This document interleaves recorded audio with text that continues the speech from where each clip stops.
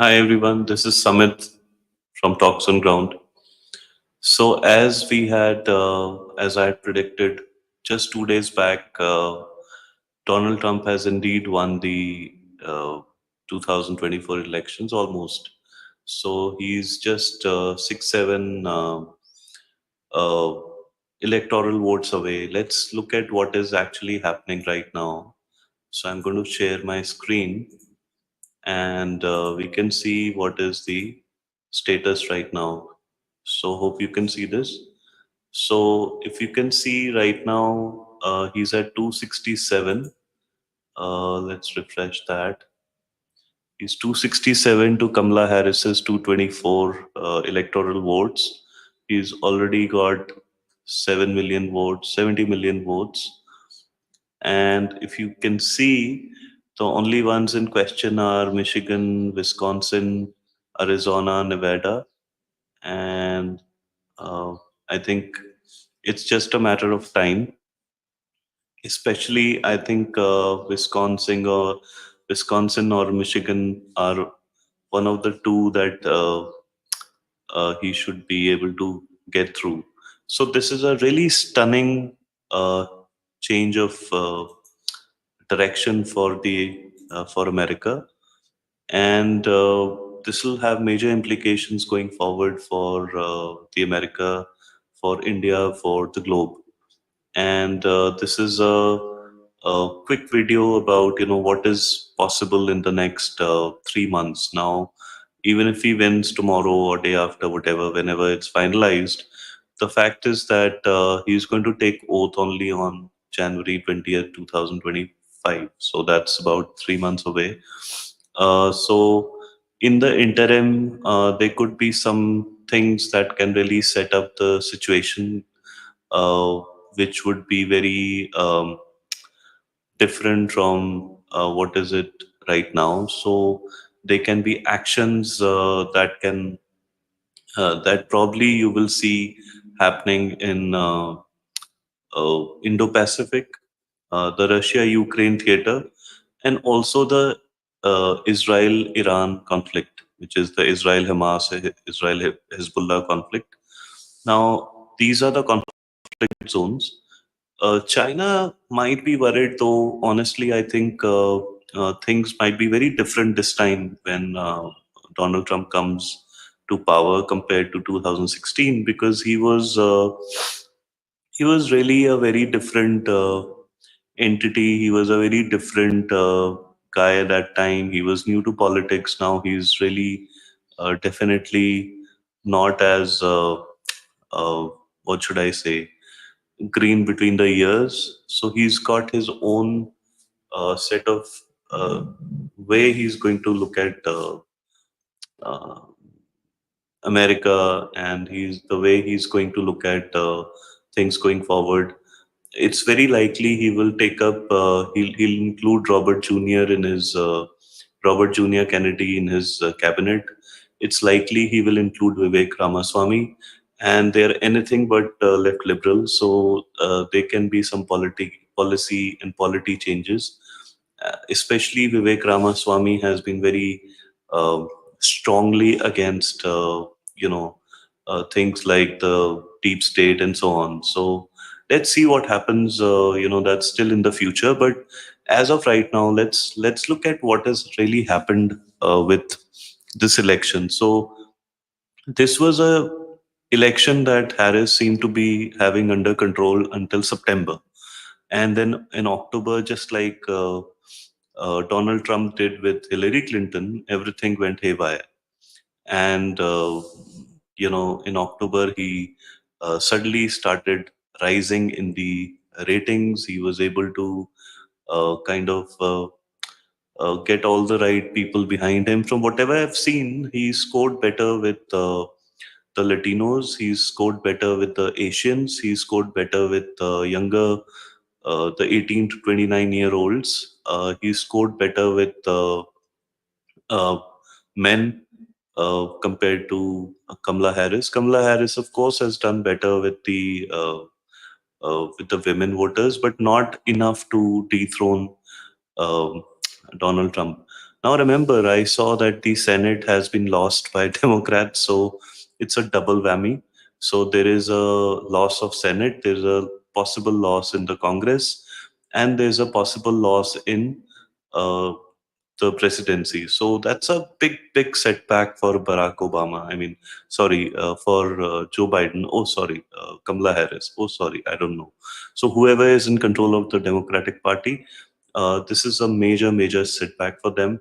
And it's a major boost for Donald Trump. Imagine a guy who just had a bullet pass through his next to his ear is now going to be the president of United States.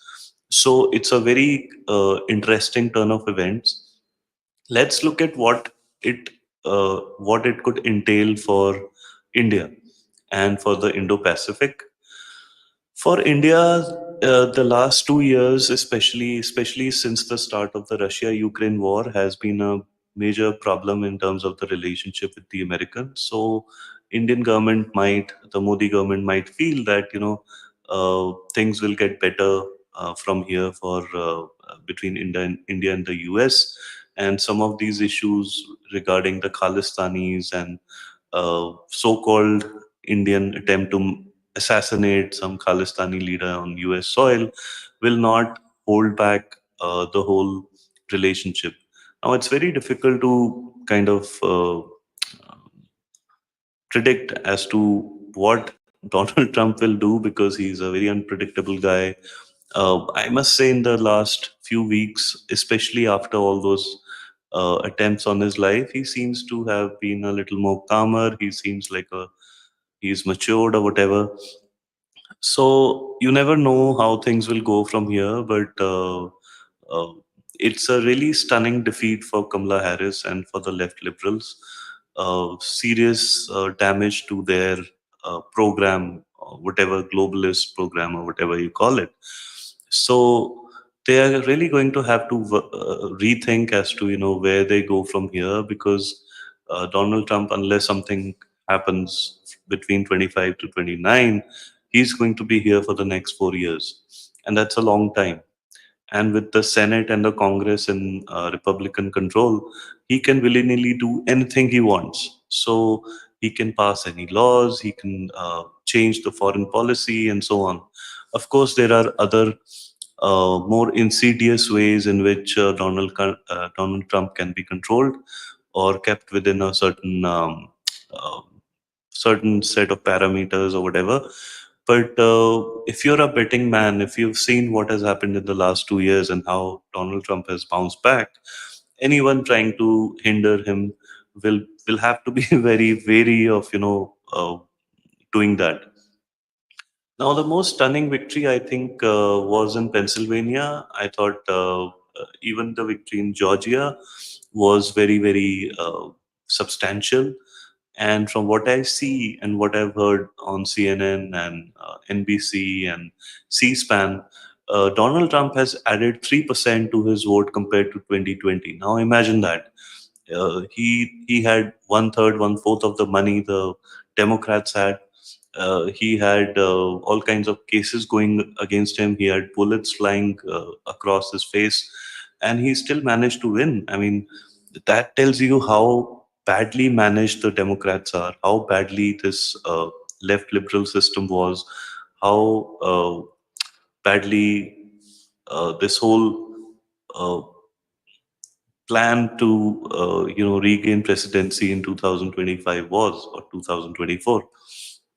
So I think this is a very, very serious problem, and I think the Americans will be very, at least half of America will be sleeping a very, very, will be having great sleep. From the look of the anchors on CNN and so on, I can say that they will not be enjoying the night tonight. So they'll be having a sleepless night because all their media, propaganda, all kinds of things that they tried has really not worked. And bullets have not worked. A lot of write-ups and articles haven't worked. So how do you take a man down if the people who follow him, they are still willing to what, 8 years down the line, they're still willing to stand up and just continue voting for him. So that's a big deal. As far as I'm concerned, this is one of the biggest right wing victories in the world ever, apart from the victory that Narendra Modi had in 2014 in India.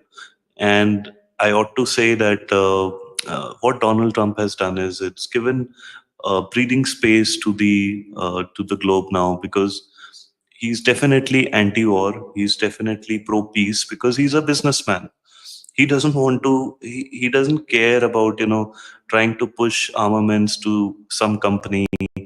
He has other ways to prop up the American economy. Now, that might be bad news for both India and China, because he would be very tough when it comes to tariffs and getting the trade deals and so on. But that's still better, because wars just kill people. And if there's an economic warfare, at least uh, some people might be worse off, but at least you'll be alive. So the choice was stark. And I must say that uh, the last 1 week, I was, from whatever I heard, yes, Trump was going to win, but the way it has happened is like amazing. And he's just 267, so that's 6 seats, 6 electoral votes away. So if he gets Nevada, if I'm pronouncing it right, or Arizona or Wisconsin or Michigan, even one of these states, he gets through. And for Kamala Harris, she has to win all of them. So it's really an improbability, not an impossibility. But seeing how or what has happened in the Senate and the Congress, I think Democrats are in big trouble. India will have to really be careful in dealing with Donald Trump. The first term went well until 2019 August, when India revoked the Article 370. The moment that happened, the State Department really went after India, even though Donald Trump was the president. He himself was under the cosh.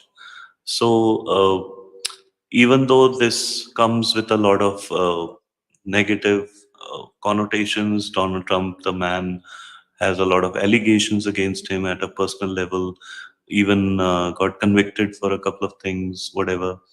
Uh, the whole January 6th that the liberal media has played up.